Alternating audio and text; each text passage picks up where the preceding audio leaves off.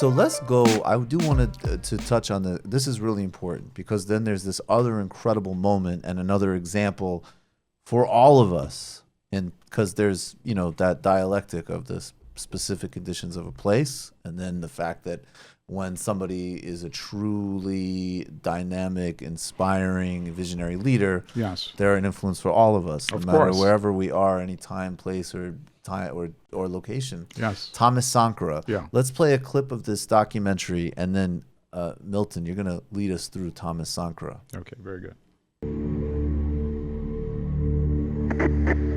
Notre pays Pause it. produit. I'm sorry. I just should say, if you're listening to this on podcast, some of this will be in English.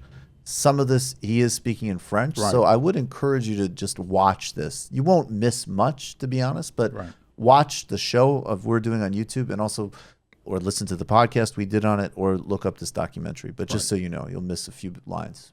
Go ahead. Notre pays produit suffisamment de quoi nous nourrir.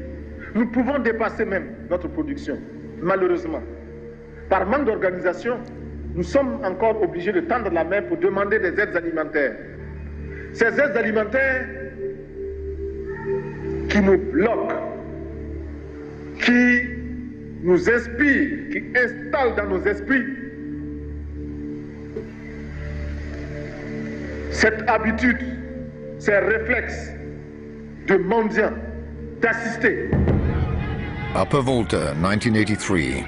Thomas Sankara is brought to power by a coup supported by one of the poorest peoples on our planet. Behind a military uniform and a Marxist discourse, Africa discovers a young and dynamic leader, ready to put his innovative ideas at the service of his fellow citizens. Thomas Sankara gives a new name to his country, Burkina Faso, which means the land of upright men. Il y en a qui demandent mais où se trouve l'impérialisme. L'impérialisme, regardez dans vos assiettes, quand vous mangez les grains de riz, de maïs, de mil importés, c'est ça l'impérialisme, n'allez pas plus loin. Little by little, Sankara takes his country out of misery, achieves food self-sufficiency, but clashes with the French who want to keep control over their former colonies. Above all, they want to avoid by all means that Sankara's ideas spread throughout the region. La France ne comprend pas l'Afrique. Et il est grand temps qu'elle la comprenne. Qui ici ne souhaite pas que la dette soit purement et simplement effacée? Celui qui ne le souhaite pas, il peut sortir, prendre son avion et aller tout de suite à la Banque mondiale, payer. Tous nous souhaitons. Thomas Sankara is attacked by those in the north as well as in the south who benefit from Africa's underdevelopment. His closest collaborator, Blaise Compaoré, with the support of foreign powers, will betray him. Killed for his ideas, Thomas Sankara has become the African Che in the eyes of African youth today. Pour le grand combat patriotique, pour l'avenir radieux de notre pays, la patrie ou la mort, nous vaincrons. Milton, he was an extraordinary figure. Tell us more about him. Absolutely. And of course, everything you talked about reflected precisely Yes. in his explanation of, if you want to find imperialism, look no further than the plate that you're eating from. You have imported food, your rice, your corn, your millet imported. How is that possible when you have been growing food for centuries? Think about that. But you develop this dependency syndrome now as a result of the colonial and then neo-colonial relationship. You even import bottled water from France. Come on, man. Right? Think about that. So it was an awakening, but the issues that the people of Burkina Faso, first of all, he changed the name from Upper Volta to Burkina Faso, meant land of the righteous people or the upright people or the incorruptible people. So you can translate it a couple of ways. Where did he come from? Like, where did he come from? Very good. He was young. He was young. How did he get radicalized? He was in the military from a very young age, but he was teaching himself as well. He understood history because he read history books.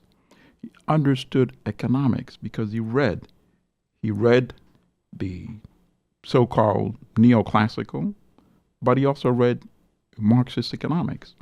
So he understood the motion of history, understood the issues. Not only was he a charismatic young officer, like Jerry Rawlings, for example, was in Ghana. Ghana. Right. Got it. He seized power in '83.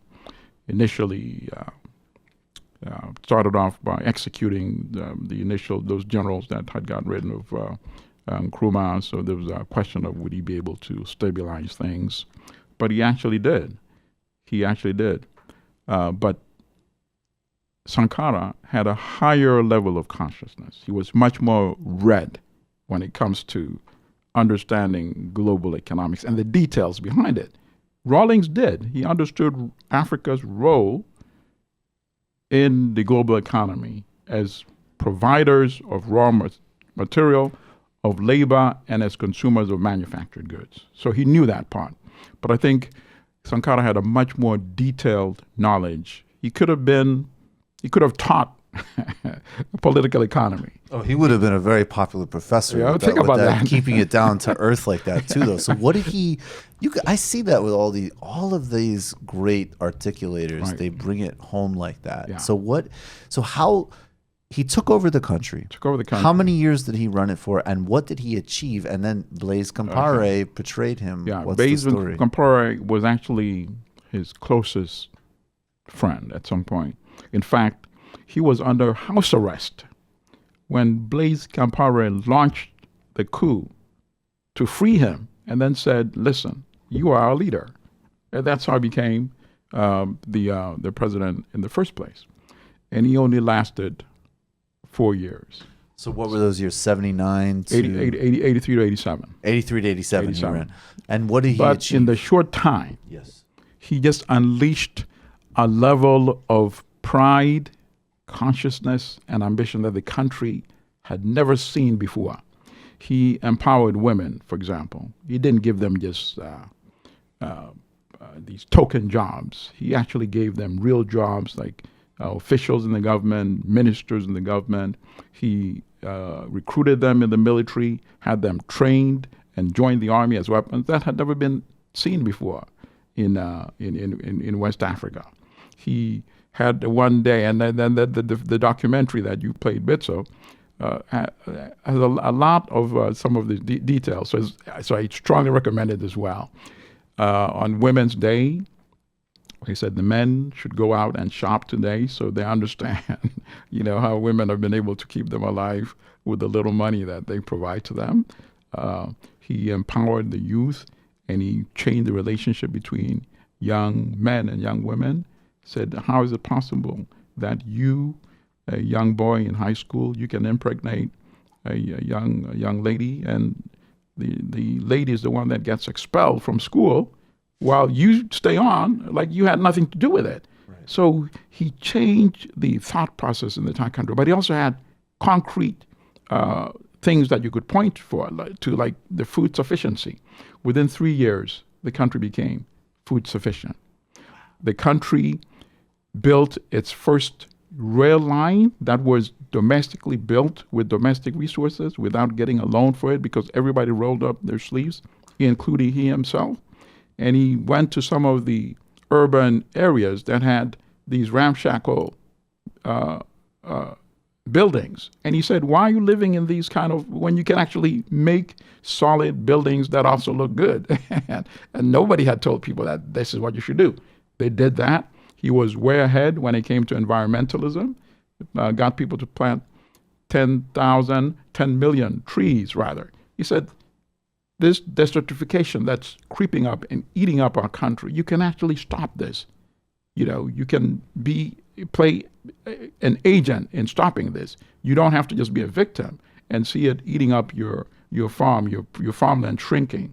And so people, not only did they listen to him, but they participated in taking control of their lives. He got schools built in every community in the country. He got health centers built in every community in the country. And you played the part in the clip where he spoke to the other African presidents at the Organization of African Unity meeting in Addis Ababa. That was July 1987. And you heard the reaction of the other African presidents. He was saying what they all wanted to say. What they wanted to say, but could not dare say. Right. We just have to collectively renounce this debt, because not many people know this. In some cases, African countries inherited these debts at the time of independence. That's why I keep telling you, independence is fiction. How could you say, okay, now we are bringing colonial regime to an end. You are the new leadership in Africa now. But by the way, while we were running this country as a colony for the last 70, 80 years or so, we incurred debt that you will now have to assume responsibility for.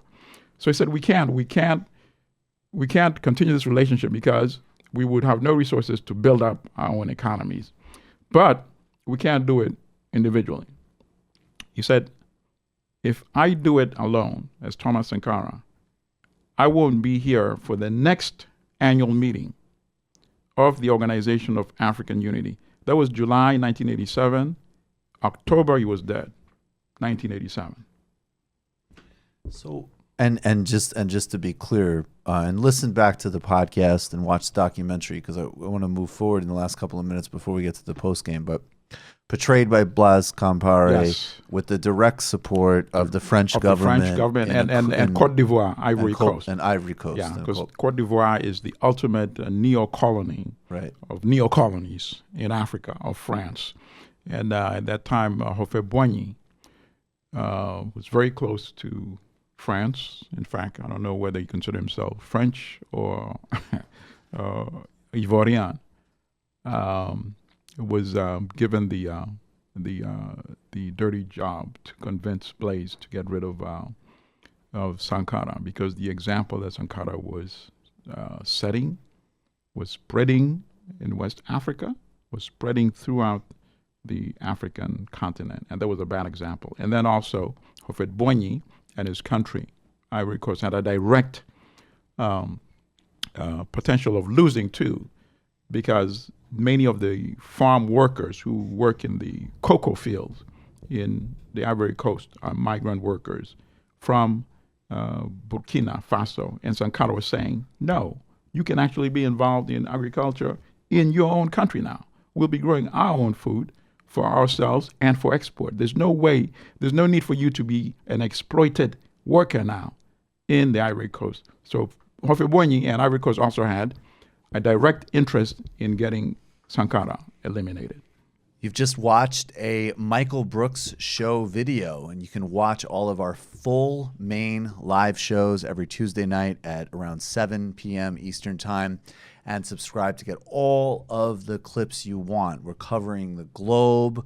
We're focusing on international relations, the intellectual dark web. We're having fun. We're doing deep dives with a lot of amazing guests. Of course, become a patron for the whole thing at patreon.com/TMBS, or subscribe to this YouTube channel and help us keep growing and get that content out there. Subscribe below.